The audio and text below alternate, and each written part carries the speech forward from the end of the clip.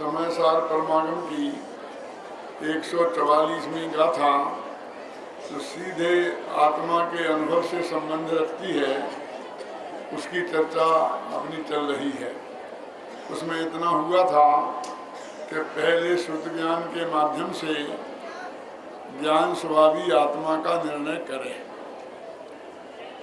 और विकल्पात्मक ज्ञान में निर्णय हो जाने के बाद, एकदम सच्चा निर्णय हो जाने के बाद, अब उस सच्चे निर्णय को सम्यक बनाने के लिए आत्मानुभूति की जरूरत है। ये तो विकल्पात्मक ज्ञान में निर्णय हुआ था, अब उसे निर्विकल्प ज्ञान का विषय बनाना है। विकल्पात्मक ज्ञान में भी मति ज्ञान और श्रुत ज्ञान इन दोनों ने काम किया था और निर्विकल्प होने में भी इन दोनों ही ज्ञानों को आत्मसन्मुख करना है। सवाल इसका नहीं है कि आपके पास कितना ज्ञान है, सवाल इसका है कि आप उस ज्ञान को पूरी तरह आत्मा को समर्पित करने के लिए तैयार हैं या नहीं। एक बालक था, उसके पिता ने आज उससे किसी बात से प्रसन्न होकर 5 रुपए दिए। हिंदुस्तान के पिताओं में अभी इससे ज़्यादा हैसियत नहीं है, अरबपति भी होंगे तो बेटे को तो 5 रुपए दें तो बहुत बड़ी बात समझना। क्यों? 5 रुपए दिए और कहा बेटा जो तुझे लेना हो ले लेना। बेटा वहां से निकला और एक खिलौने की दुकान पर पहुंचा। एक बच्चा, एक चित्र था, समझ लीजिए, वो था खिलौना। वो उसको इतना अच्छा लगा कि वो उसे हर कीमत पर खरीदना चाहता था। तो दुकानदार से उसने पूछा कि एक खिलौना कितने में दिया। देखो, वो बच्चा खिलौने पर रीझा था और उस खिलौना पर जो बच्चा रीझ रहा था, दुकानदार उस बच्चे के रीझने पर रीझ गया। क्या ध्यान से सुनना क्या कह रहा हूं, बच्चे पे नहीं। तो किस तरह टकटकी लगा कर देख रहा था। गुरुदेव फरमा रहे थे ना भी 8वीं गाथा में, मेढे की भांति एक ही बात को बराबर 15-20 मिनट तक रगड़ते रहे। क्यों?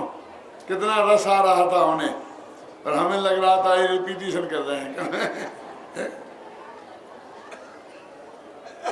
बच्चा तो रीझा खिलौने पर और दुकानदार बच्चे पर नहीं, बच्चे के रीझने पर रीझा के। देखो तो कैसा टकटकी लगा के देख रहा है।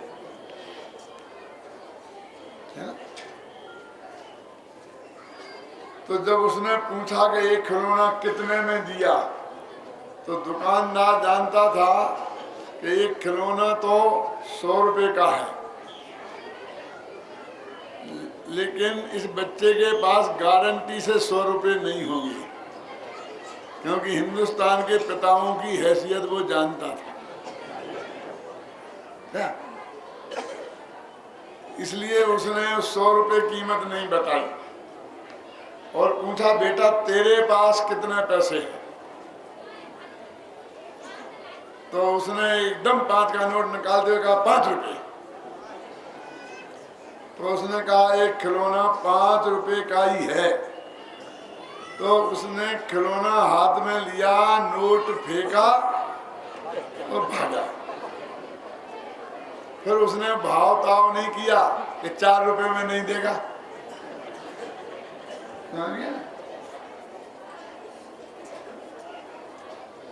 जब घर पर गया और वो खिलौना लेके गया और पिताजी ने माताजी ने देखा तो समझा कि एक खिलौना ये कैसे लाया, कि जरूर किसी दुकान में से चुरा के लाया,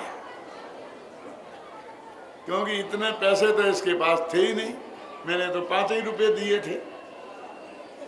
क्या? तो उससे पूछा कहाँ से लाया, उस दुकान से, कि कितने में, कि 5 रुपए में, कि बकता है 5 रुपए में मिलता है। तू चुरा के लाया है। तो कसम खाने लग गया कि नहीं मैं चुरा के नहीं लाया, चलो तुम दुकानदार से पूछ लो, वो दुकान से मैं खरीद के लाया हूँ। कि खरीद के लाया है कि हाँ, तो जरूर तूने फिर मेरी जेब में से रुपए चुराए होंगे। क्यों? क्योंकि रुपए 5 रुपए में तो खिलौना आ ही नहीं सकता। उसे 2-4 चांटे जड़े, बेचारा जोर जोर से रोने लग गया। क्या करता? बहुत कसमें खा खा के कहे कि जो 5 रुपए आपने दिए थे उन्हीं से मैं एक खिलौना लाया हूं। जब धीरे धीरे जब उसकी बात पर थोड़ा भरोसा हुआ, किसको? पिता को, तो सोचा कि 5 रुपए में खिलौना मिल रहे हैं। हाँ, तो जा बेटा ये ले जा 500 का नोट और 100 खिलौने खरीद के ले आ। क्या तत्काल बोले मुझे तो एक चाहिए था, मुझे मिल गया, मुझे नहीं चाहिए, आप जाओ। क्यों? मुझे तो मिल गया, एक चाहिए था, अब मुझे नहीं चाहिए। कहने तू चल मेरे साथ। वो बेटे को लेके गया, बेटा खिलौना हाथ में लिए और उसी दुकान पर बोला जाकर के उससे कि ये खिलौने हैं, कितने हैं, कितना चाहिए? कि 100 खिलौने चाहिए। तो फटाफट उसने निकाल के 100 खिलौना उसके सामने रख दिए और इन्होंने 500 का नोट पकड़ाया, उठा के क्या क्या क्यों कहाँ कैसे ले जा रहे हैं? ये 100 रुपए का है, ये आपको कितने 10,000 रुपए लगेंगे। ऐसी लूट, अभी तो ले गए बच्चा 5 रुपए में। क्या? हाँ बच्चा ले गया है, लेकिन आपको नहीं मिलेंगे। क्यों? ये 5 रुपए में रीझने वालों को मिलते हैं, बेचने वालों को नहीं, धंधा करने वालों को नहीं। समझ में आया कि नहीं? ये तो इसके रीझने पर मैंने दिया है इसको। इसने 5 रुपए नहीं दिए, इसने सर्वस्व दिया है। इसने भावताव नहीं किया, इसने एक भी पैसा उसमें से बचाने की कोशिश नहीं की। जो कुछ उसके पास था उसने पूरी तरह समर्पित कर दिया है। जैसे वो खिलौना सर्वस्व समर्पण करने वाले को मिलता है, ऐसे ये भगवान आत्मा ज्ञान का आत्मा में सर्वस्व समर्पण करने वाले को मिलता है। 5 इंद्रियों वाला ज्ञान है, अपन 5 का नोट है सिर्फ। कितना ज्ञान है अपने पास? ये तो ज्ञान 5 इंद्रिय ज्ञान की बात नहीं है, ज्ञान का ये नाप है, ये शर्त है ना कि सैनी पंचेंद्रिय होना चाहिए तो ये आत्मा का अनुभव होगा। कितना ज्ञान कि जितना एक सैनी पंचेंद्रिय को क्षयोपशम होता है उतना ज्ञान होना चाहिए, ये शर्त है। कि हमारा उससे 10 गुना हो तो कि ठीक है, हो, हमें कोई ऑब्जेक्शन नहीं है। लेकिन तुम्हारा जितना ज्ञान है उस सारे ज्ञान को इस आत्मा में लगाना पड़ेगा तो आत्मा आएगा। बेटे को 5 रुपए में और बाप को 100 रुपए में, समझ में आएगा नहीं? जो सैनी पंचेंद्रिय 8 वर्ष का बालक है, काला अक्षर भैंस बराबर, उसको उस ज्ञान से भगवान आत्मा का अनुभव हो सकता है। ध्यान से सुनना। और शास्त्री न्यायाधीश सारी डिग्रियां लिए, PhD, तो इनको ये सारा ज्ञान, इतना ज्ञान लगेगा तब भगवान आत्मा मिलेगा। हम उतना दे देंगे जितना बच्चे ने दिया है, ऐसा नहीं चलेगा। समझ में है ना? इसलिए कहते हैं हमारे पास 2 ही ज्ञान है। कौन कौन से? मति ज्ञान और श्रुत ज्ञान। तो उन दोनों को समेटकर आत्मा में लगाना है। पूरे वो आत्मा में लगेंगे तो अनुभव होगा, एक समय की देरी नहीं होगी। अभी लिखा है इसमें उसी समय। थोड़ा मैं पहले भावार्थ पढ़ देता हूं तो आपको जल्दी समझ में आ जाएगा। फिर टीका भी पढ़ूंगा, घबराना नहीं। कि जयचंदी छावड़ा का लिखा हुआ भावार्थ है। पहले आत्मा का आगम ज्ञान से, देखो, ज्ञान स्वरूप निश्चय करके, बोलो जीतू भाई, ये भावार्थ में अकेले आगम ज्ञान को लिया है, गुरु के उपदेश को भी नहीं लिया। जो अपन कहते हैं ना, या आगम से तो अपने देशना लब्धि होती नहीं, गुरु से गुरु से गुरु से। और अच्छा लगी उस पंक्ति को बहुत जोर जोर से बोलते हैं। दौले समझ सुने चित सयाने, काले वृथा मात खोवे, ये नर भव फिर मिलन कठिन है, जो साम्यक नाई होवे। क्या लिखा कि दौल समझ सुने और चेत। इधर सुन लिखा, पढ़ नहीं लिखा। इसे सिद्ध होता है सुनने से होता है, पढ़ने से नहीं होता। क्योंकि पढ़ने वालों की पिटाई करना है ना। हम पढ़ नहीं पाए, अब इनने इतना ज्यादा पढ़ लिया है तो हम इनको बराबरी पे कैसे लाएं? तो हम तो ला दिया ना बराबरी पे कल, लेकिन इनमें इतने में संतोष थोड़ी है कि देखो सुन लिखा है, पढ़ नहीं लिखा। तो मैंने कहा पहले समझ लिखा है। अरे तो छंदानुरोध से लिखा है, ऐसा छंद बनाओ। दोले समझ सुने, दोले समझ, दोले सुने समझ नहीं आता। पहले सुन बोलो, फिर समझ बोलो, फिर चेत बोलो, आएगा। छंद भंग होता है, इसलिए छंद के अनुरोध से सुन और समझ में स्थान परिवर्तन हुआ है। क्रम तो यही है कि सुन, समझ और चेत। तो वो सुन इसलिए लिख दिया, क्यों? क्योंकि वे दौलत राम जी तो छठाला लिख रहे। यदि वे अपनी तरफ से लिखते तो पढ़ लिखना चाहिए था। कीर्ति भाई, तो वे किसकी तरफ से लिख रहे? गुरु की तरफ से लिख रहे। क्यों? क्योंकि पहले ही कहा था, कहे सीख गुरु करुणा धार, कि गुरु जी तुझे करुणा करके समझाते हैं। तो गुरु जी समझा रहे, इसलिए तू सुन। अपनी तरफ से लिखते वसंत भाई तो पढ़ लिखते। क्या समझिए ना? लेकिन देखो यहाँ भावार्थ में आगम का सेवन इसमें लिखा लिखा, देखो मैं पढ़ा ना, आगम ज्ञान से ज्ञान स्वरूप का निश्चय करके फिर इंद्रिय बुद्धि रूप मति ज्ञान को, माने उसको आगम ज्ञान से लेके छोड़ दिया। यद्यपि उसमें भी तीनों गर्भे थे, घबराना नहीं।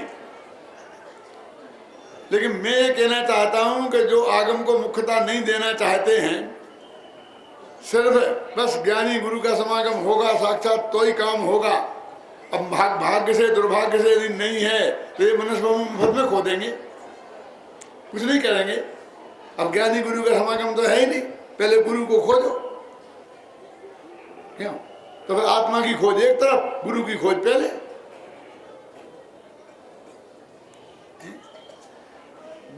क्या लिखा? पहले आत्मा का आगम ज्ञान से ज्ञान स्वभाव निश्चय करके, माने हमें आत्मा के बारे में और कुछ नहीं जानना है। क्या जानना है? कि उसका स्वभाव जानना है। कि किसको इस झगड़े में मत पड़ो। क्यों? उसका इस झगड़े का जवाब तो 47 शक्तियों में दिया है। ये ज्ञान नाम की शक्ति है। या किसको जाने? तो सर्वज्ञ तो नाम की शक्ति है कि सबको तो जाने, तो स्व को जाने के नहीं। पर को जाने के नहीं तो 100 पर प्रकाश कर तो सकती है। तुम कहीं से रास्ता नहीं निकाल सकते बेटा। लेकिन वो ये कहते हैं कि अकेले आत्मा को जाने, और आत्मा के भी अनंत गुण हैं, ये जाने नहीं लिखा। असंख्य प्रदेश है, ये जाने नहीं लिखा, पर वो जानने देखने के स्वभाव वाला है, क्योंकि उसका लक्षण है उपयोग। उपयोग लक्षण से पहचाने। कैसे जाने? ज्ञान से जाने, ज्ञान लक्षण से जाने, और ज्ञान को जाने। आत्मा को भी ज्ञान बोलते हैं। आत्मा ज्ञानम स्वयं ज्ञानम, आता कि नहीं आता? इतना सा मोक्ष मार्ग है। फिर क्या करें कि मति ज्ञान तत्व को, इंद्रिय बुद्धि रूप मति ज्ञान को ज्ञान मात्र में मिलाकर, और श्रुत ज्ञान रूपी नए विकल्पों को मिटाकर, श्रुत ज्ञान को निर्विकल्प करके एक अखंड प्रतिभास का अनुभव करना ही सम्यक दर्शन और सम्यक ज्ञान के नाम को प्राप्त करता है। सम्यक दर्शन और सम्यक ज्ञान कहीं अनुभव से भिन्न नहीं है। ये भावार्थ में लिखा, कितने क्लियर लिखा है। मैंने सिर्फ इसलिए पढ़ा है जल्दी कि आपको आगम ज्ञान की महिमा बताने के लिए कि हमारी उसकी किसी भी तरीके से उपेक्षा नहीं हो। दर्शनाचार्य ने तो यहाँ तक लिखा है, घबराता क्यों है? हम खड़े हैं ना। तो शिष्य कह रहा होगा क्या करें, वर्तमान काल में अनंत भगवान का तो वियोग है, वो तो मिलते ही नहीं है, क्या? तो उनके वियोग को दुखी देखकर रोता क्यों है? हम खड़े हैं ना। तुम खड़े हो, तुम भगवान हो, अनंत हो, क्यों? क्या मंदिर में भगवान की विराजमान है ना? वे पत्थर की मूर्तियां जो तुम पंडितों ने प्रतिष्ठित की हैं। अरे तुम समो शरण में जाता तो भी पुद्गल ही का शरीर ही देखने को मिलता। ये मूर्तियां तेरे को दर्शन करने को मिल रही, ये मूर्तियों का दोष नहीं है।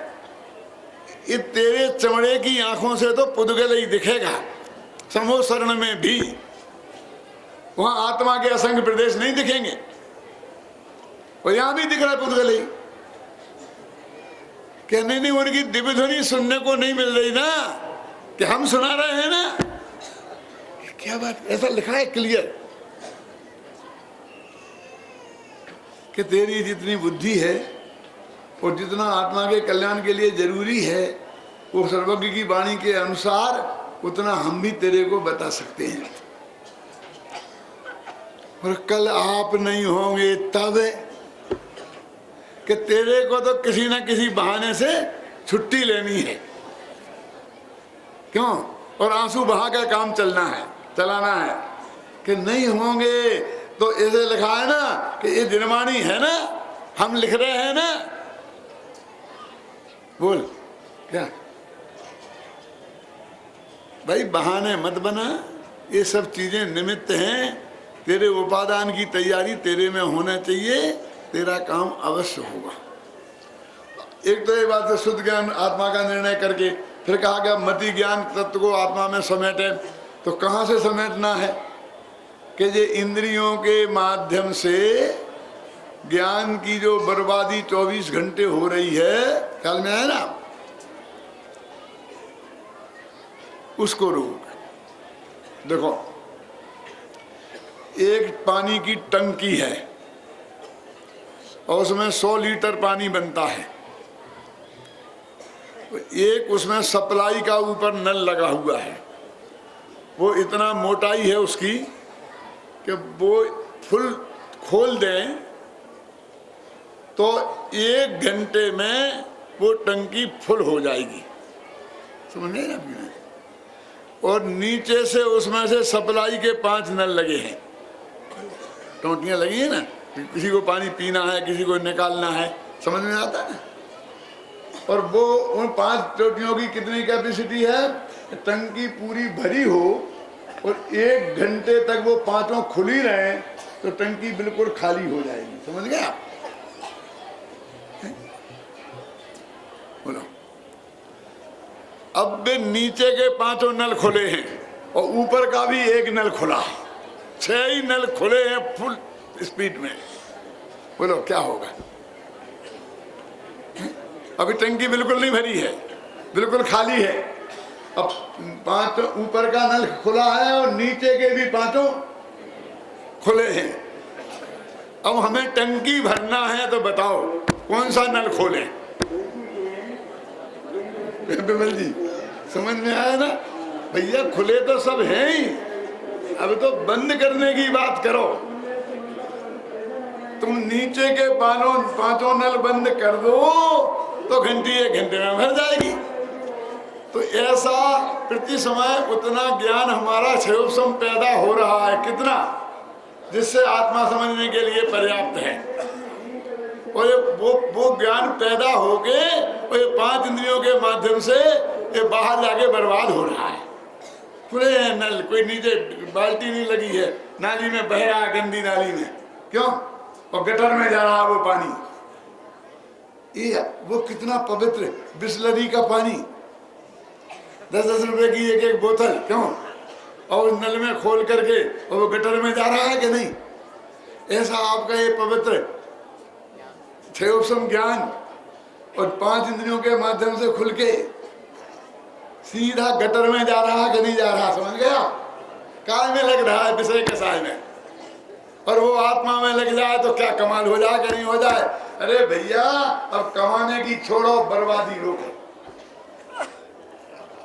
अंतर मुहूर्त वहां तो 1 घंटा लगना था, अंतर मुहूर्त को रुक जाए तो केवल ज्ञान। फिर इतना ज्ञान होगा कि जितना तुझे ढोलना है ढोलना, अनंत काल तक तू ढोलना, तो भी स्व को जानना और पर को जानना कुछ भी, और उसका कहीं अंत आएगा ही नहीं। बोल क्या कमाल है?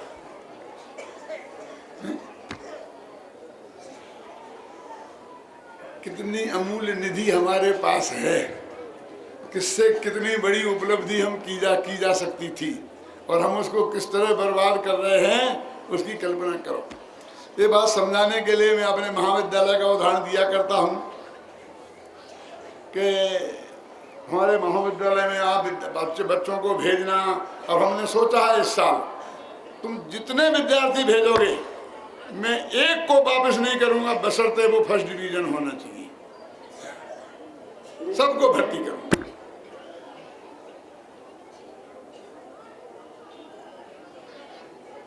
क्यों? अब कितने दिन हैं, जितने बना सको बना दो, विद्वान बन जाए, क्यों? क्या करें? मैं अब देखो ये विद्यालय की बात नहीं कर रहा हूँ, मैं तो कुछ आत्मा ही समझाना है, घबराना नहीं। मैं विद्यालय का प्रचार नहीं कर रहा हूँ, मैं आत्मा समझाने के लिए ही उदाहरण आपको देने की कोशिश कर रहा हूँ।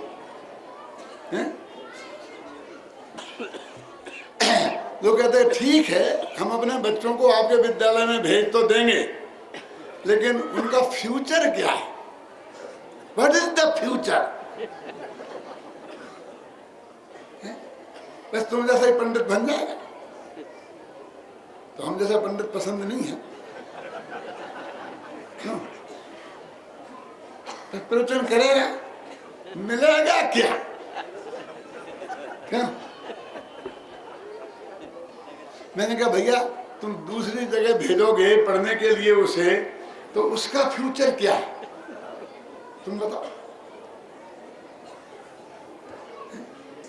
अरे इंजीनियर बन जाएगा, डॉक्टर बन जाएगा, लाखों रुपए की तनख्वाह मिलेगी, खुद की प्रैक्टिस करेगा तो करोड़ों कमाएगा, क्यों? बोलता कि नहीं बोलता? उनका फ्यूचर, उनकी फ्यूचर की आप क्या बात करते हो? वो विद्या उसे निकलेगा नहीं, उसके पहले कंपनी आकर उसको वो क्या देंगे, क्या बोलते, पैकेज देंगे। मैंने कहा हमारे यहाँ क्या भविष्य है कि वो 1-2 भव में मोक्ष चले जाए।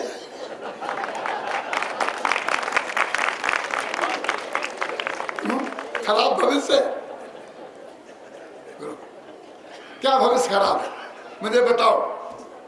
यहाँ भविष्य नहीं है। मैंने कहा भैया आपने अपने बेटे को क्या बनाया है? फिर जी आपको मालूम नहीं है, मेरा बेटा यूरोलॉजिस्ट है। क्या होता है यूरोलॉजिस्ट जानते हैं? बहन जानती है। वो कहते वो पेशाब की बीमारियां होती है ना, उनका जो डॉक्टर होता है उसे क्या बोलते हैं? यूरोलॉजिस्ट। मैंने कहा भैया मैं समझता नहीं, पुराना पंडित हूँ, तुम बताओ ये यूरोलॉजिस्ट करता क्या है? कि साहब सुबह से लाइन लगती है, फुर्सत नहीं है देखने की। कि देखता क्या है? लोगों के बेअंग जिनका नाम लेने में हमें शर्म आती है। क्यों? जिसे कोई देखना नहीं चाहता है, जिसे कोई दिखाना नहीं चाहता है। क्यों? सुबह से लेकर शाम तक उन्हीं अंगों को, और बे भी सड़े सड़ाए गले गलाए शुद्ध साबित हो तो कौन दिखाए?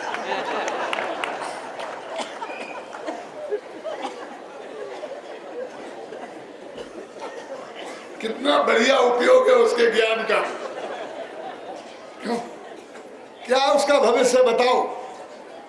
तुम्हारा बेटा क्या है? कहने हमारा भी यूरोलॉजिस्ट नहीं है।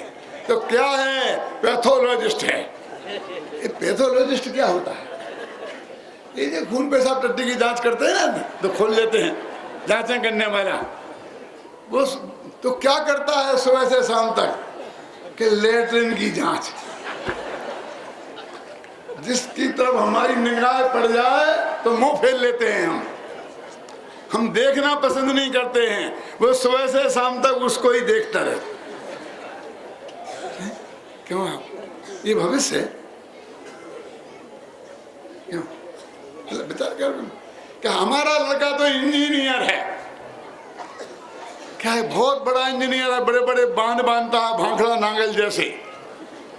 मैंने कहा आजीवन का वनवास रामचंद्र को तो 14 वर्ष का मिला था। 17,000 वर्ष की उम्र थी उनकी, रामचंद्र जी की, जिसमें 14 वर्ष कितने से होते हैं? अब तुम्हारा बेटा जो इंजीनियर है ना, कहीं बांध बनाने के लिए भयंकर जंगल में भेजा जाएगा। बांध कोई नगर में तो बनेंगे नहीं। क्यों? और वहां जब वो बांध बनाएगा करेगा 2-4 साल लगेंगे, 10 साल, तब तक वहां बहुत बड़ा महानगर बस जाएगा। क्यों? वहां पर बस जाएगा कि नहीं बस जाएगा? और उनका तबादला हो जाएगा कि अब दूसरी जगह जाके बांध बनाओ बेटा, फिर जंगल में जाओ। उस नगर में वो रह नहीं पाएगा। तो हो गया ना आजीवन वनवास।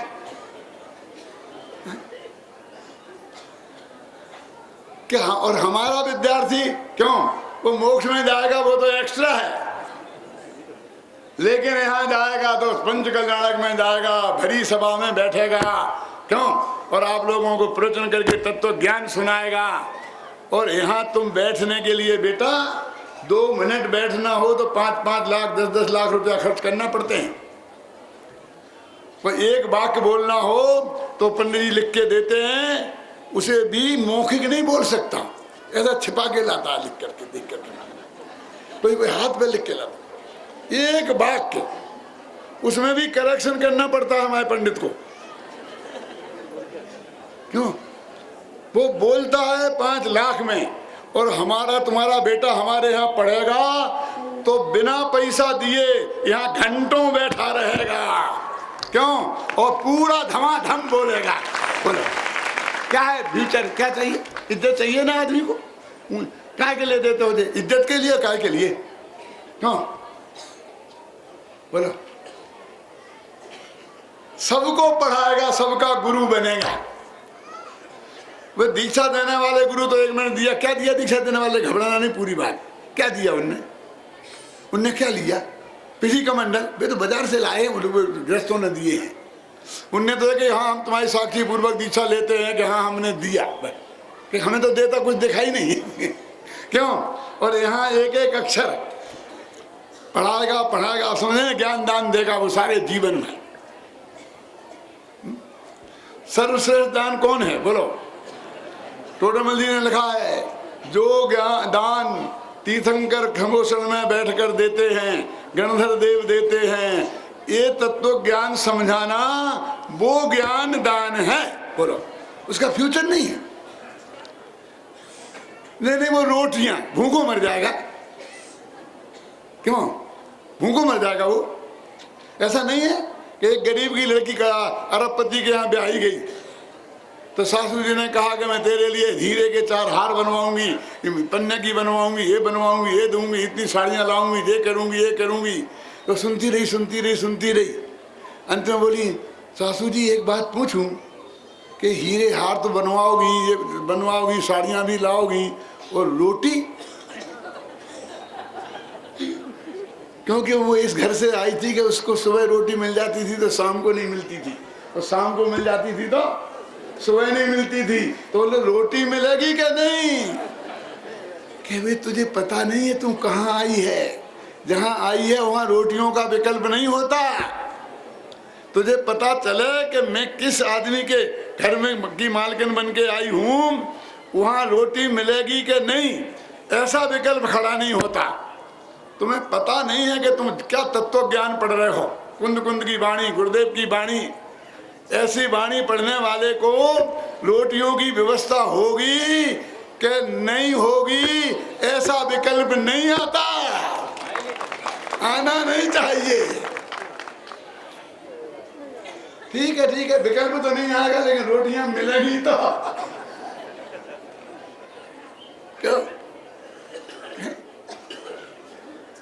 क्यों? समझ में क्या फ्यूचर है? तो मैं बताता हूं कि भाई हमारे यहाँ तो ये फ्यूचर है, समझ गए ना? बोलो, ये फ्यूचर ठीक नहीं है। अपने ज्ञान पर्याय का सबसे बढ़िया सदुपयोग क्या है? बोलो, अपने त्रिकालीध्रुव भगवान आत्मा को जानना है कि नहीं, और उससे 2 नंबर पे कौन है? अपन तो बनिया हैं, 1 नंबर की भी कमाई चाहिए और 2 की भी चाहिए। अपन 2 के बिना तो काम अपना चलता नहीं है। क्यों?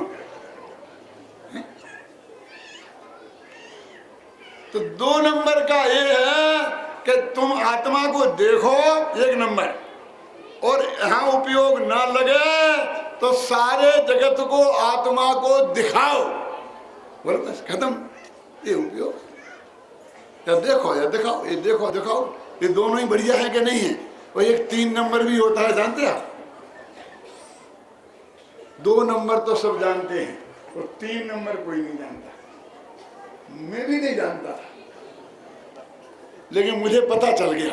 अब मैं आपको बता दूं, आपको तो क्यों बता दूं? जरा कठिन काम है। सच्ची घटना बताता हूं। भगवान महावीर का 25वां निर्माण वर्ष था, और हम वहां पहुंचे थे राजगिरी में 1000 यात्रियों के साथ। तो गया जी में एक सेमिनार था भगवान महावीर के 25वें निर्माण महोत्सव पर, तो हमें भी उसमें बुलाया था। तो हम वहाँ 8-10 आदमी वहाँ गए सेमिनार में। तो उस सेमिनार के अध्यक्ष कौन थे मालूम? डॉक्टर DS कोठारी, बहुत बड़े वैज्ञानिक, और वो विश्वविद्यालय अनुदान आयोग के अध्यक्ष थे। सच्ची घटना है। और एक सेठ जी के हम भी ठहरे थे, वे भी ठहरे थे। कल में ही ना खाना खा रहे थे टेबल पर, तो मेरे को ऐसा मुंह से निकल गया बातचीत करते में कि ये साहब सेठ जी ऐसे हैं, हम क्या बताएं आपको। वे बहुत, ये 1 लाख के नोट लेके आए। बहन भाई सही घटना है, आप अकेले में पूछोगे तो नाम बता दूंगा। 1 लाख का नोट लेके आए और हमारे पाटनी जी को, नमीटनी पाटनी को लाके दे दिए, और ये कहा कि आपको जिस धर्म काम में इसमें लगाना हो वो आप लगाओ। ऐसा मैंने उनके सामने कह दिया। उनको एकदम धक्का लगा, ये क्या हो गया? मैंने कौन सी गाली दे दी? मैंने तो प्रशंसा करी थी ना। फिर मेरे से वो अकेले में बोले, पंडित जी आपने क्यों कह दिया? क्या जरूरत थी कहने की? भाई आपने इतना बढ़िया काम किया था, मेरे को तो आपकी प्रति बहुत महिमा आ रही थी कि आपने हमारे काम को कितना एप्रिशिएट किया। तो मैंने कह दिया। बोले पंडित जी वे 3 नंबर की थे। 3 नंबर क्या होता है? 1 और 2 नंबर तो मैंने सुने थे। 1 नंबर तो जो आपकी रोकड़ मोकड़ में होते हैं, आप सब जानते ही हो। और 2 नंबर जो गवर्नमेंट के टैक्स वैक्स बचा करके और गवर्नमेंट रोकड़ मोकड़ में नहीं होते हैं, क्या वो भी आप जानते हो। फिर तीसरे कौन? बोले कि 1 नंबर के सबको पता, गवर्नमेंट को भी पता, और 2 नंबर के घर वालों को पता, सबको पता, बस अकेले गवर्नमेंट को पता नहीं, और गवर्नमेंट को भी पता है बस, लेकिन कानूनन पता नहीं है। क्यों? वो 3 नंबर के वो कि जो पत्नियां देती हैं और पति को भी पता नहीं, पति देता है और पत्नी को भी पता नहीं। आप समझ गए ना कि पंडित जी ये ले लो, किसी को कहना नहीं, मेरे घर वालों से भी मत कहना,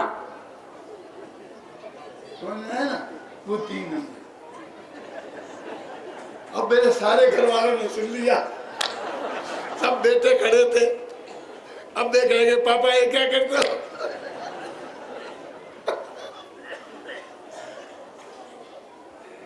तब मुझे पता कि 3 नंबर भी होता है। मैं आप सब 3 नंबर वालों से बहुत हाथ जोड़ के प्रार्थना करता हूं कि ऐसा नहीं करना, और करना तो रसीद लेना, अपने नाम से नहीं लेना तो किसी दूसरे नाम से लेना। क्यों? कि जब जिस आदमी ने ये समझ लिया कि तुम इतने डर रहे कि तुम्हारे बेटा को, पति को, किसी को ही पता न चल जाए, अब तुम कहीं कुछ कहने वाले तो है नहीं, फिर वो पैसा प्रॉपर जगह पहुंचेगा कि नहीं पहुंचेगा इसकी कोई गारंटी नहीं। इतनी तो रखो भले आदमी कि जिस काम के लिए तुमने दिया है वो सही जगह पहुंच जाए।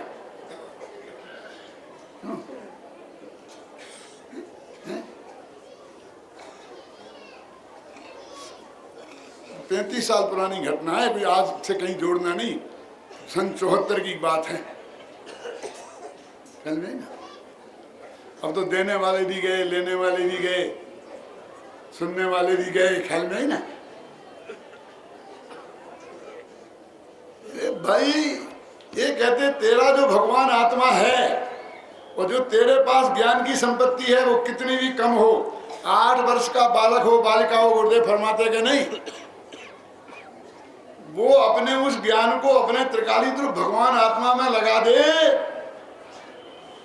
एक क्षण को लगाए तो सम्यक दर्शन, सम्यक ज्ञान, और अंतर मुहूर्त को लग जाए तो केवल ज्ञान की प्राप्ति होती है। कितना सदुपयोग है इस ज्ञान का 144वीं गाथा का। तो ये जिनवाणी जिस द्वादशांग वाणी में पूज्य गुरुदेव श्री ने जो मर्म निकाल निकाल के हमें बताया, और वो आज 8वीं गाथा में मेढ़े का उदाहरण दे करके ये सिद्ध कर रहे थे। मालूम क्या क्या कह रहे थे, बार बार सुना आपने। अरुचि भी नहीं है, विरोध भी नहीं है, क्यों? वो समझ में भी नहीं आ रहा।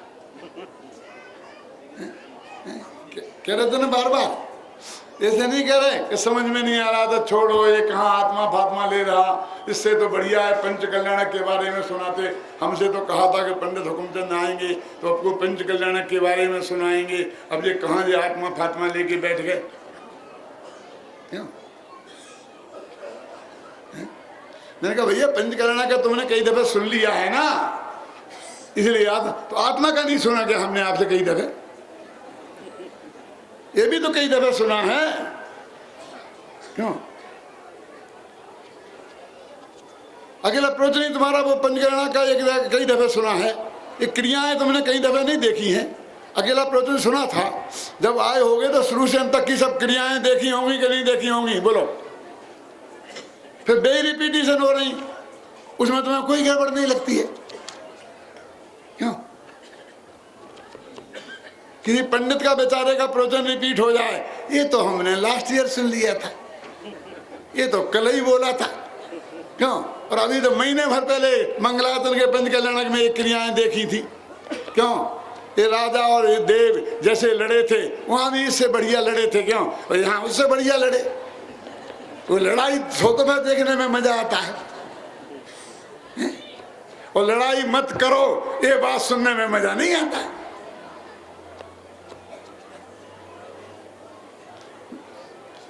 मत लोगों ने कहा, मैंने कहा भैया 1000 किताब हमने आपको बांटी है और उसमें 8 दिन के पूरे व्याख्यान लिखे हैं, सब आप उसे ध्यान से पढ़ लेना।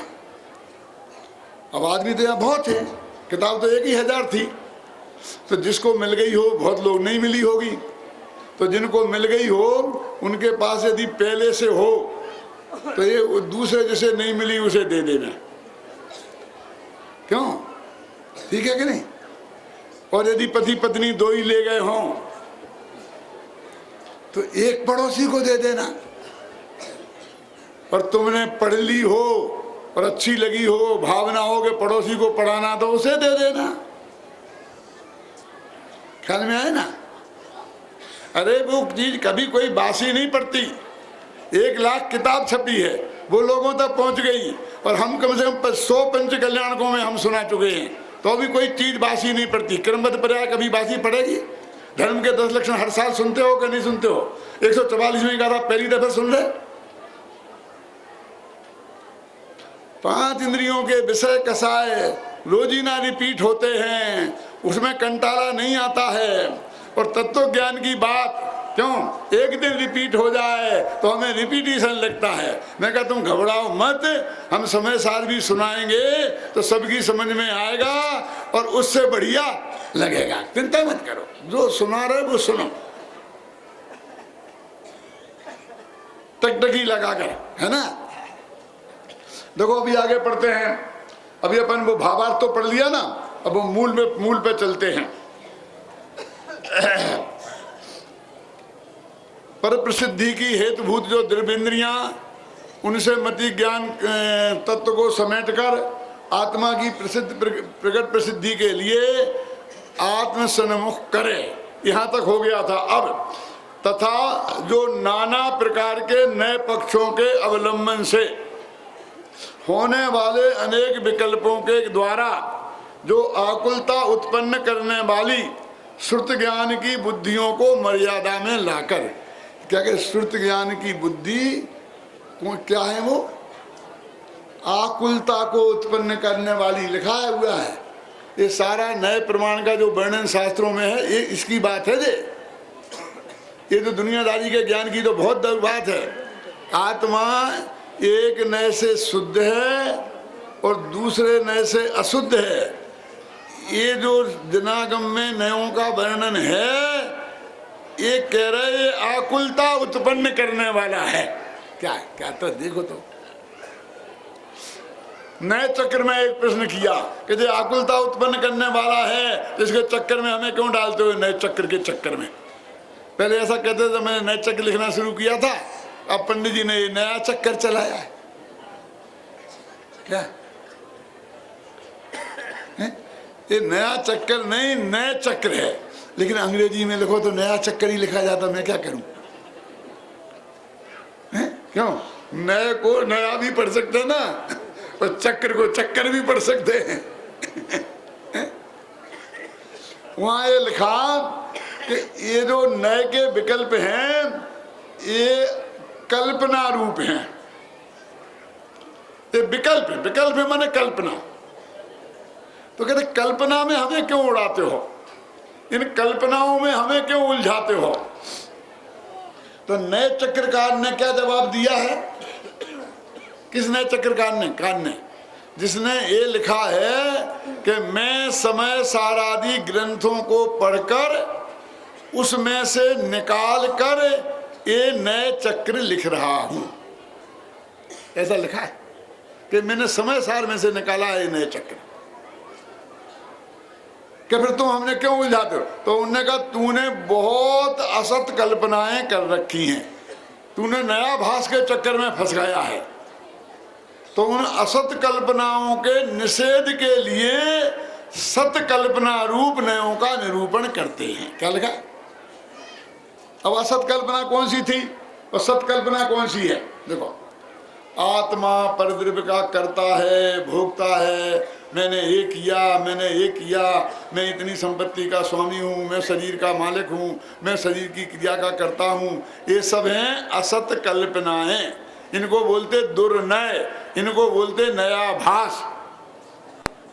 और अब सत्कल्पना क्या है कि यद्यपि व्यवहार से ऐसा कहा जाता है, तथापि एक द्रव्य ने दूसरे द्रव्य को आज तक छुआ तक नहीं है। बांधने की बात तो बहुत दूर, एक द्रव्य दूसरे द्रव्य का करता है ही नहीं। ये है सत्कल्पना। तो उस असत कल्पना के निषेध के लिए मैंने सत्य कल्पना रूप नयों में तेरे को उलझाया था। अब वो असत कल्पना तो भाग गई, अब तू सत्य कल्पना में उलझ के रह गया।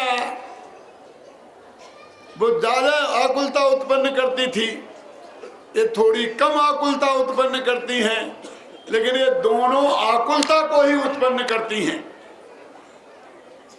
इसलिए आकुलता उत्पन्न करने वाली जो श्रुत ज्ञान की बुद्धियां, उनसे अपने उपयोग को समेटकर उस श्रुत ज्ञान को आत्मसन्मुख कर माने सविकल्प को निर्विकल्प रूप परिणमित कर। फिर पढ़ देता हूं आपको भाषा में। नाना प्रकार के नए पक्षों के अवलंबन से होने वाले अनेक विकल्पों के द्वारा आकुलता उत्पन्न करने वाली श्रुत ज्ञान की बुद्धियों को भी मर्यादा में लाकर, मर्यादा में लाकर मैंने अंतर्मुख करके, बाहर फैल नहीं थी ना, श्रुत ज्ञान तत्व को भी आत्म सन्मुख करता हुआ, मति ज्ञान तत्व को किया था, श्रुत ज्ञान तत्व को किया, अत्यंत विकल्प रहित होकर, क्योंकि वो ये विकल्पात्मक था ना श्रुत ज्ञान नए, अब अत्यंत निर्विकल्प होकर, अब वो इंद्रिय ज्ञान भी, जो इंद्रियों से जानने वाला ज्ञान भी गया और ये विकल्प भी गए। अभी मति ज्ञान और श्रुत ज्ञान विद्यमान हैं दोनों के नहीं हैं? हम ऐसा मानते हैं सारे जगह, सारे पंडित कि इंद्रिय निमित्तम, मति ज्ञान इंद्रियों मन के निमित्त से होता है और श्रुत ज्ञान विकल्पात्मक होता है। अब ये परिभाषा गलत है ना मति ज्ञान और श्रुत ज्ञान की, समझ में आया कि नहीं? अभी भी मैं 40 साल से कह रहा हूं, गुरुदेव से ही फरमा रहे हैं, फिर भी मुमुक्षुओं तक और बाकी के बाहर के लोगों को तो जाने ही दो, अभी सब यही मानते हैं कि मति ज्ञान इंद्रिय मन से पैदा होता है और श्रुत ज्ञान विकल्प रूप है, सब यही मानते हैं। जबकि हमने बालबोध पाठमालाओं में लिखा है, क्योंकि ये परिभाषा अधूरी है, ये सही नहीं है। बालबोध गीता ज्ञान पाठमाला भाग 1 में मति ज्ञान की परिभाषा देखो, पढ़ो क्या लिखी, क्योंकि वो इंद्रियों के द्वारा मन ज्ञान ने उपयोग नहीं किया और मति ज्ञान का है, आत्मा का अनुभव करता हुआ, और श्रुत ज्ञान में नए के विकल्प नहीं है और श्रुत ज्ञान का है। अब आगे ख्याल में ना, तो इसका मतलब है कि मति ज्ञान श्रुत ज्ञान इंद्रिय मन के बिना भी होता है और विकल्पों के बिना भी होता है। सिद्ध हो गया ना? इसी विकल्प से मुझे ये नियम सार का अनुशीलन पूरा हो जाएगा ना। 8 अध्याय लिखे गए, 4 अध्याय बाकी हैं, 2 भाग निकल गए, 1 भाग हो जाएगा। इसके बाद में तत्वार्थ सूत्र का अनुशीलन लिखने की सोच रहा हूं। क्यों? मेरे पास वीर सागर के कई फोन और पत्र आ चुके हैं, डॉक्टर वीर सागर दिल्ली में है ना यूनिवर्सिटी में, कि दादा तत्वार्थ सूत्र पर लिखो, क्योंकि बहुत गड़बड़ चलती है तत्वार्थ सूत्र के मामले में, उसका एक अनुशीलन आना चाहिए। और ये तो आपका सब मुमुक्षुओं में गया है और वो सब गैर मुमुक्षुओं में भी जाएगा, दिगंबर श्वेतांबर सब में जाएगा। तत्वार्थ सूत्र तो सभी का है ना, और उसमें कुछ सूत्र ऐसे हैं जिनका अर्थ बहुत गलत समझा जाता है। एक यही है इंद्रियानिंद्रिय निमित्तम, एक परस्परो गुरो जीवानाम, समझिए ना। ऐसे कई सूत्र हैं कि जिन पर बहुत गलत समझा जाता है। मेरे पास एक प्रस्ताव भी आया है कि आप उन्हीं सूत्रों पर लिख दो ना, और जल्दी लिख दो। क्यों भैया, क्यों जल्दी क्यों लिख दो? नहीं नहीं नहीं, कहीं आप चले गए तो कहाँ जाएंगे? सच्ची बोलता हूँ, अभी हमारे यहाँ एक लड़के ने एक कविता बोली, वैसे ही कुछ बिना प्रसंग की, तो क्या बोला कि ये बादल बरसे तो नहा लेना, क्यों ये बादल जाने वाले। कौन कौन क्या बोला सर? तूने बोला था? खड़े होके बोल जरा जोर से। यही वो मेघ है जो ज्ञान की वर्षा सदा करते, ये बरसे तो नहा लेना, ये बादल जाने वाले। क्या? यही वो मेघ हैं जो ज्ञान की वर्षाएं करते, जो यदि ये बरसे तो नहा लेना, क्योंकि ये मेघ जाने वाले हैं। समझ में आया कि नहीं आया? मैंने कहा भैया इतने जल्दी जाने वाले नहीं है, घबराना मत।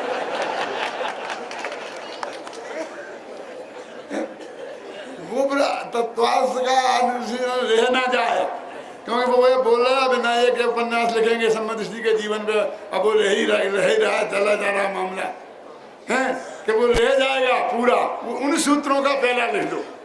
मैं कहा देखो तुम बेटा समझते नहीं हो, उन सूत्रों को लिखेंगे तो झगड़ा होगा और पूरे पे लिखेंगे तो झगड़ा नहीं होगा, क्योंकि वो एक प्रसंग चला बना आता है।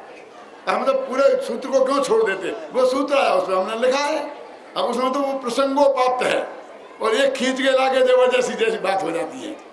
क्यों कि खींच के लाने से जबरदस्ती हो जाती है कि नहीं हो जाती? इसलिए मैं ऐसा नहीं है, होगा विकल्प है पूरा तो होगा, नहीं होगा तो तुम लोग हो ना बेटा, तुम करना। एक बादल जाएगा तो 500 बादल बरसेंगे, इसलिए क्यों चिंता करते हो? तुम लोग चले क्या? तो देखो क्या कह रहे हैं अपन, हाँ, आत्मसन्मुख करता हुआ अत्यंत विकल्प रहित होकर, यदि विकल्पात्मक ही आत्मा है और इंद्रिय ज्ञान वाला ही आत्मा है तो अनुभव के काल में तो फिर आत्मा रहेगा ही नहीं। क्यों?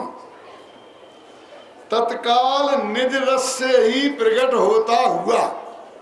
अब कहते वो कौन? आत्मा का सम्यक दर्शन, आत्मा का अनुभव तत्काल प्रकट होगा। ऐसा करोगे तो तत्काल प्रकट होगा। कि कैसे प्रकट होगा? कि कर्म के क्षयोपशम से कि नहीं, कि गुरु जी के समझाने से कि नहीं, निज रस से, निज रस से ही प्रकट होगा। निज रस से प्रकट होता हुआ आदि मध्य और अंत में रह से रहित निराकुल केवल एक संपूर्ण ही विश्व पर माने तैरता हो, ऐसा अखंड प्रतिभासमय। लंबा वाक्य है, फिर अपन बाद में पढ़ लेंगे, पहले अपन यहीं से चलते हैं। देखो, निज रस से ही प्रकट होता हुआ, बहुत मार्मिक शब्द है। ये सम्यक दर्शन, ये आत्मा का अनुभव कहाँ से प्रकट होगा? है? क्या करें? ये जो इतनी बातें कही आपको कि मति ज्ञान तत्व को आत्मसन्मुख करो, शुद्ध ज्ञान तत्व को आत्मसन्मुख करो, ये तो बातें हैं, घबराना नहीं। ये भी विकल्प हैं, ऐसा तुमको करना कुछ नहीं है। ये तो जो प्रक्रिया होती है ना, उस प्रक्रिया का वर्णन है, ख्याल में है ना? ये तुम्हें करना नहीं है, ये प्रक्रिया का वर्णन है जो बताता हूँ कैसे। कि अभी अपन को शरीर को स्वस्थ रखना है ना, तो क्या करो? तो उन्होंने कहा अच्छा विटामिन ए बी सी से संयुक्त बढ़िया मिनरल्स विटामिन शहद ऐसा बढ़िया ये भोजन है ना, करो, ये ऐसा भोजन करो बिल्कुल ठीक हो जाओगे। कि बस भोजन करें, फिर क्या करें? करो, फिर क्या करें? फिर क्या करें? अरे फिर कुछ नहीं करो, आराम करो। कि फिर होगा क्या? कि वो निज रस से अंदर में वो भोजन अपने आप अपनी प्रक्रिया से 8-10 घंटे में पचा कर, जो दांतों को चाहिए डी विटामिन मिल जाएगा, आँख को मिलती है वो चाहिए आएगा, सब कुछ जहाँ जो चाहिए सब मिल जाएगा। कैसे? निज रस से। तुझे कुछ नहीं करना है। नहीं समझ में आया कि नहीं? ये भोजन है भाई, जो भोजन करने के लिए कमाना पड़ेगा कि नहीं? बिना कमाई के तो कैसे खाएंगे? फिर कमाना पड़ेगा, फिर कमा लिया, फिर बाजार से सामान लाना पड़ेगा कि नहीं? फिर वो सामान ले आए, गेहूं में सब, फिर उसे बनाना पड़ेगा कि नहीं? क्यों? और बनाने के बाद फिर खाना पड़ेगा कि नहीं? और मुंह में ले लिया, खा लिया ना, तो फिर चबाना पड़ेगा कि नहीं? और चबाने के बाद निगलना पड़ेगा कि नहीं? कि हाँ, और निगलने के बाद वो ऑटोमेटिक प्रक्रिया में चढ़ जाएगा। इतना तो तुझे बुद्धिपूर्वक करना पड़ेगा। कौन? तो इसके बाद वो ऑटोमेटिक प्रक्रिया में चढ़ जाएगा और सारा काम हो जाएगा। ख्याल नहीं ना? तो अभी के तेरे को क्या करना पड़ेगा कि जिनागम का अभ्यास करना पड़ेगा, गुरुदेव से समझना पड़ेगा, शास्त्र पढ़ना पड़ेंगे तो करना पड़ेंगे, समझे ना? नयों के विकल्प, सब नयों के विकल्पों से आत्मा को समझना पड़ेगा। क्यों?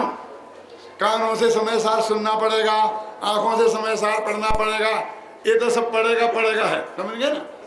और फिर ऐसे होते होते तो ये भगवान आत्मा का जो गले के नीचे गया यानी निज रस, उसका रस लगा तो वो ऑटोमेटिक प्रक्रिया में चढ़ जाएगा, प्रायोग लब्धि होगी, कैन लब्धि होगी और समय दर्शन हो जाएगा। ये निज रस का अर्थ है। ये जो मैं बता ना, एक मति ज्ञान तत्व को आत्म सन्मुख करे, शुद्ध ज्ञान तत्व को आत्म सन्मुख करे, इसका निज रस से क्या संबंध है बताऊं। देखो, आपने आगम में से पढ़कर, गुरु के मुख से सुनकर, शास्त्रों से समझकर भगवान आत्मा का जो स्वरूप समझा और ये समझा कि यही मैं हूँ, और उसमें ऐसा गहरा अपनापन आया कि उसके अलावा तुम्हें कुछ सुहाता नहीं है। अब इतना काम हो गया ना, अब वो सारा काम जिससे जो हुआ था पढ़ने से, वो सब बंद होगा, सुनना भी बंद होगा। अब वो निज माने आत्मा जिस निज रूप में आया ना, उसमें रस पक, अब उसके रस का परिपाक हुआ तेरा, क्या यही मैं हूं, तो उसका ऐसा रस लगेगा कि बाहर के सारे विकल्प टूट जाएंगे। जो ज्ञान पर में उलझता था वो वहां से उलझ कर इधर आ जाएगा। वो निज रस से ही सारा काम होगा। उसका नाम प्रायोग्य लब्धि है, निज रस का परिपाक। समझ गए ना? अब इन करुणानी आयोग वालों से पूछना कि वो प्रायोग्य लब्धि किसे कहते हैं, तो मालूम कहां से शुरू करेंगे? जब वो 70 कोड़ा कोड़ी सागर का दर्शन मोहिनी कर्म अंता कोड़ा कोड़ी सागर रह जाए। अब कौन देखेगा कि अंता कोड़ा कोड़ी रहा कि नहीं रहा? उस कर्म को कौन देखेगा? घबराना नहीं, मेरा तो नेचर है जरा आपको जागृत रखकर कहने का। वो सारा वो वर्णन होगा। फिर करण लब्धि का वो अधा करण, अपूर्व करण, अपूर्व करते ये परिणाम पीछे वाला आगे पहुंच जाए, आगे वाला पीछे पहुंच जाए, पीछे वाला साथ में पा पाए, फिर ऐसा ना हो। वो सब वो गणित से समझाते रहेंगे आपको। मेरा दूसरा अध्यात्म का काम है, गुरुदेव श्री की वाणी का, निज रस का परिपाक। बस खत्म। तूने ये निर्णय कर लिया कि ये मैं हूं, ख्याल में ना कर लिया कि हाँ कर लिया, साहब पक्का कि हाँ पक्का। अब तुम उसमें अपनेपन का रस ऐसा पका, ख्याल में आया ना, ऐसा पका कि सारे विकल्प टूट गए। आंखें बंद करनी नहीं पड़ी, बंद हो गई, और खुली रही तो खुली रही, लेकिन दिखना बंद हो गया। ऐसा हो सकता है? अरे होता है, कल बताया था ना। अच्छा सुनो, आंखें बंद करने के लिए तो हमारे पास किवाड़ हैं। किवाड़ समझते हैं? किवाड़ लगा देते घर दरवाजे पे, अपन डोर है ना। अब कान के लिए कोई दरवाजे नहीं, किवाड़ नहीं है, 24 घंटा खुले दरवाजे। ठूसो, ये कान बंद करना हो तो क्या करें बोलो? हमें आपको नहीं देखना है तो आंख बंद कर दी, लेकिन अब हमें तुम्हें सुनना नहीं है तो क्या करें? कान तो बंद करने के लिए है ही नहीं। नाक बंद कैसे करें? नहीं सूंघना है तो। नाक बंद करेंगे तो सांस भी रुक जाएगी, मर जाएंगे। नाक भी बंद नहीं हो सकती। आप समझ गए ना? ये शरीर को स्पर्श में ठंडा गर्म लगेगा, इसे कैसे बंद करें? पांचों इंद्रियां बंद करने का कोई उपाय नहीं है हमारे पास। तो क्या करें फिर? जानते रहे कि इनमें से उपयोग को समेट लो। तो वो कैसे समझेगा कि निज रस का परिपाक होगा तब। अभी तुम्हें देखने, बाहर देखने जानने का रस है, आप समझ गए ना? उसकी वजह से तुम अंदर को नहीं देख पाती। ऐसा समझना। अभी अपना प्रवचन चल रहा है, शांति से आप लोग सब सुन रहे हैं कि नहीं सुन रहे? अब उधर एकदम बाजे बजने लग जाए, सड़क है सामने, बाजे बजने लग जाए, एक बारात निकल रही, जोर जोर से बाजे बजने लग जाए, तो क्या होगा? सब बोलो क्या होगा? बहुत से लोग तो कोशिश करके अपना प्रश्न सुनने की कोशिश करेंगे, और बहुत से लोग क्या क्या क्या है क्या है क्या है मोदी क्या है, आपस में बात करने लगी। क्यों? और कुछ लोग इतने महान होंगे, उठ के चुपचाप चले जाएंगे। क्या है? होगा होगा कि नहीं होगा? क्यों? वो बाहर की चीजों के जानने का इतना रस है कि बाजे बज रहे ना, और क्या होगा? बाजे बज रहे ना, क्या साहब बाजे बज रहे, तो आज तक तुमने बाजे बजते नहीं देखे। देखिए फिर क्या देखना वहां होगा? कुछ बारात निकल रही होगी, नहीं निकल रही होगी, तो नेताओं का जुलूस निकल रहा हो, कुछ होगा, तुझे क्या लेना देना? नहीं नहीं, मैंने सोचा जरा देखूं तो क्या, क्यों वो जो यहाँ बैठे रहे वो बहुत धन्यवाद के पात्र हैं, और वो चले गए लौट के आएंगे, ये कहेंगे क्यों भैया क्या था, उपयोग तो सबका चला गया। तो सज्जनता के खातिर कभी पंडित जी सुनाएंगे चार, इसलिए चुपचाप बैठे रहे हो, उपयोग सबका चला गया। क्योंकि पर का रस इतना ज्यादा है कि आत्मा में आत्मा जा ही नहीं पाता है, और आत्मा का रस इतना जगे कि फिर जगत को जानने की इच्छा ही ना रहे। जानता नहीं है कि बात नहीं है, जानने का रस, जानवा के रस में सारा संसार छे। रस माने लोग, समझ गए ना। तो निज रस, अपने भगवान आत्मा का ऐसा रस लगे कि 5 इंद्रियां और मन खुली रहे तो भी देखना जानना उनके माध्यम से बंद हो जाए, क्या समझ गए ना। और न कोई विकल्प ही खड़ा नहीं, क्या ये विकल्प ही खड़ा नहीं हो, मन में भी खड़ा नहीं हो, क्यों, बस मैं तो निज का रस ऐसा लगा कि उसमें चित्त, समझ गए ना, विकल्प निर्विकल्प रूप से एकदम तृप्त, इसमें ही तृप्त हो जा, इसमें रतिवंत हो जा, इसमें ही तृप्त हो जा। आता कि नहीं आता, कथा आती है नहीं है? तो निज रस से ही वो भगवान आत्मा लिखा, क्या लिखा, निज रस से कहाँ गया, मानो विश्व के ऊपर तैरता हुआ तत्काल निज रस से ही प्रकट होता हुआ, आदि मध्य और अंत से रहित, फिर ना सब कब शुरू हुआ, कब मध्य आया, कब अंत आया, कोई बात नहीं, अनाकुल, कोई आकुलता नहीं, केवल एक त्रिकाली ध्रुव भगवान आत्मा संपूर्ण ही विश्व पर माने तैरता हो। क्या मतलब, सारा विश्व तो समुद्र है और उसके ऊपर तैर रहा है, तो वही चीज हमें दिखती है ना, तैरता हो ऐसे अखंड प्रतिभासमय ज्ञानमय। अभी प्रतिभासमय ज्ञान है, ज्ञान स्वादि ज्ञानमय है,